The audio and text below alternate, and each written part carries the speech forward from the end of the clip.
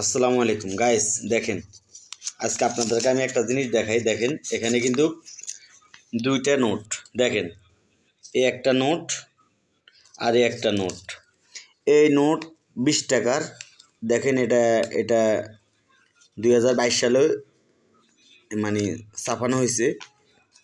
এই 20 টাকার নোটটা 2022 সালে ছাপানো হয়েছে, আর এই 20 টাকার নোটটা 2025 সালে ডক্টর ইউনূসে ছাপাইছে আর কি। ইউনূস সরকারের আমলে ছাপানো হয়েছে। তো এটার মধ্যে কিন্তু এই যে দেখেন মন্দির। তা আমি এই 20 টাকার দোকানদার থেকে নিতে চাইছিলাম না। পরে দোকানদার বলে, ভাই এখন টাকা তো মন্দির দিয়ে দিছে, এখন কী করবেন, আপাতত নেন।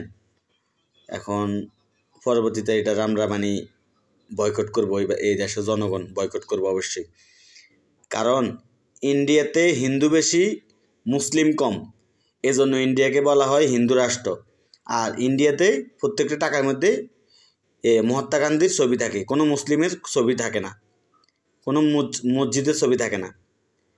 আর আমগো দেশে মুসলিম বেশি, হিন্দু কম। তাহলে আমরা হিন্দু মুসলমান ভাই ভাই হয়ে আমরা থাকি, মিলেমিশে থাকি, সেটা ঠিক আছে। কিন্তু আমরা তো মুসলিম রাষ্ট্র, তাহলে আমাদের তো টাকার মধ্যে মুসলিমদের ছবি থাকার কথা, অথবা মুসলিমদের ছবি না থাকা, ছবি থাকাটা ভালো না আমি মনে করি।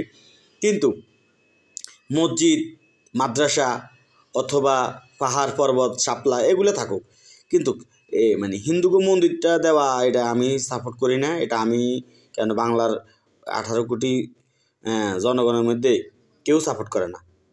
ইভেন হিন্দুরা পর্যন্ত তারা সাপোর্ট করে না। তারা বলে যে আসলে, আমি অনেক হিন্দুর সাথে কথা বলছিলাম, তারাই বলে যে আসলে আপনারা এই টাকা পকেটে রাখেন, মসজিদে ঢুকেন, নামাজ পড়েন, ঠিক আছে, এটা কিন্তু ঠিক হয় নাই। কারণ আপনারা আপনাদের ধর্ম পালন করেন, আমরা আমাদের ধর্ম পালন করি, তবে টাকার মধ্যে মন্দির দেওয়াটা ঠিক হয় নাই। যেহেতু এটা মুসলিম কান্ট্রি, মুসলিম দেশ, ওই হিসাবে এটা এখানে টাকাটা, এই টাকার মধ্যে মন্দিরটা দেওয়া ঠিক হয় নাই।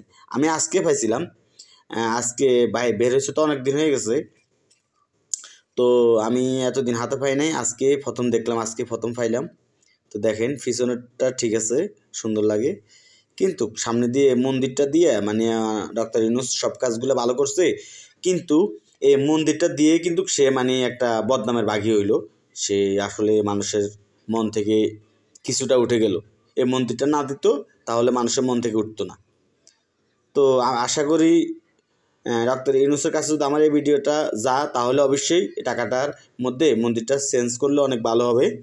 তো এটাই আমি আমার কামনা রইল, যে টাকাটার মধ্যে থেকে মন্দিরটা যাতে সরানো হয়।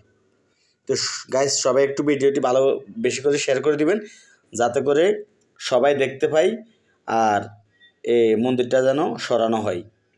আল্লাহ হাফেজ।